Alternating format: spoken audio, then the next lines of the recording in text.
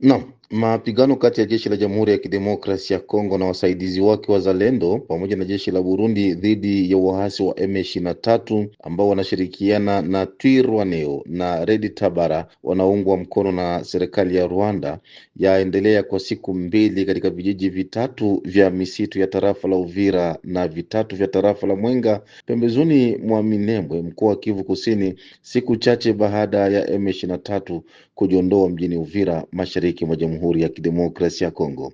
Mengi zaidi ni ndani ya ripoti ya Thompson Unjibatangaluya. Jumanne jana Februari 17 mapema alfajiri saa 10 ndipo wananchi wa vijiji vya Kalingi, Kawera na Bilalumbili wameamshwa na risasi za vita. Vijiji hivyo hupatikana tarafani Mwenga, manispa ya Itombwe, imaya ya almashauri ya Basimukinjo wa kwanza na Basimunyaka, maeneo jirani ya mji wa Minembwe huko tarafani Fizi, Kivu Kusini. Kulingana na shirika la kiraia linaloitwa Sosiko RDC, mapigano hayo ni kati ya FRDC, jeshi la Jamhuri ya Kidemokrasia ya Kongo linalosaidiwa na makundi ya wazalendo, na jeshi la Burundi dhidi ya maasimu wao wa AFC M23 wanaosaidiwa na makundi ya Twirwaneho na Red Tabara wakiungwa mkono na jeshi la Rwanda, kwa mujibu wa serikali ya Kinshasa.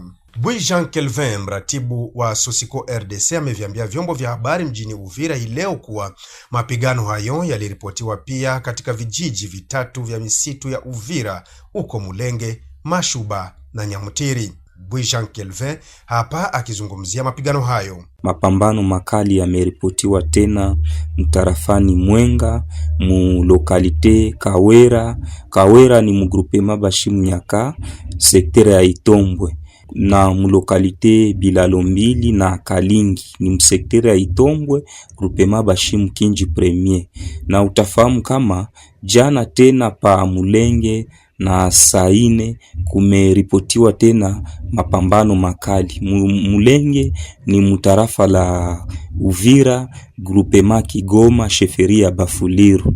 Usalama mudogo yenye waasi wa Twirwaneho, Android, Red Tabara na washirika wao wa M23 wako wanaendelea kukometre kufanya violation ya makoro ya CCLF, kuua wananchi, kubaka, kuiba mali ya raia. Ile ni mambo kaza wa kaza tuko tunaendelea kukondane. Shirika la raia Sosiko RDC limeshutumu kundi la M23 kwamba linasajili vijana kujiunga nao huko Muramvya na Bijombo. Waasi wa Twirwaneho, Android, Red Tabara na M23 wanaendelea toujours kufanya recruitment forcé, biko wanaendelea kurekrite. Ile ni mambo tuko tunaendelea kukondane. Na axe Kageregere tena ni mteritoire ya Uvira, ile mambo ya recruitment forcé, waasi wa Twirwaneho wanaendelea toujours kurekrite. Objectif ni préparer affrontement violent contre les paisibles citoyens, ma service à sécurité. Ile ni mambo tunaendelea kualerte toujours opinion nationale et internationale par rapport ya maakte fulani yenye waasi wanaendelea kumanifeste mu matarafa za Uvira, Fizi e Mwenga. Duru zinazosogelea jeshi la FRDC husema kwamba jeshi linaendelea kufanya vizuri katika mashamba ya mapigano. Upande mwingine, vyanzo vinavyosogelea AFC M23 husema kwamba wao wamevamiwa. Bani Bibenga George ni mwanaharakati wa masuala ya kijamii. Yeye anadai kusikitishwa na kuendelea kwa mapigano siku chache baada ya wapiganaji wa M23 kuondoka katika mji wa Uvira. Najua kwamba wakati M23 walipoondoka kutoka jijini Uvira, watu walikuwa na imani kwamba amani narudia na hali ya kijamii polepole inaweza kupata kuwa nafuu, lakini inasikitisha kuona kwamba hali inaendelea kuwa kuzoroteka katika maeneo ambayo sasa hivi kuna ripotiwa mapigano, na hiyo inafanya wakahaji hawana malazi, hawana chakula, na wengi wanaenda wanahangaika. Hakuna hata dawa ambao wanazipata kwa sababu wako katika maguguni, wanakimbia. Nasikitisha sana kwa sababu ukiona kwamba kuna hizi agreement ya Doha, hizi agreement za Washington zilikuwa zikipana imani kwamba vita vimekwisha na watu wanaweza kurudilia maisha yao ya kawaida, lakini hali halisi ambayo inapatikana kwenye uwanja, kwenye vijiji mbalimbali, vinaonekana kwamba hali inaonekana kwamba ni tofauti na ile ambao watu walitegemea.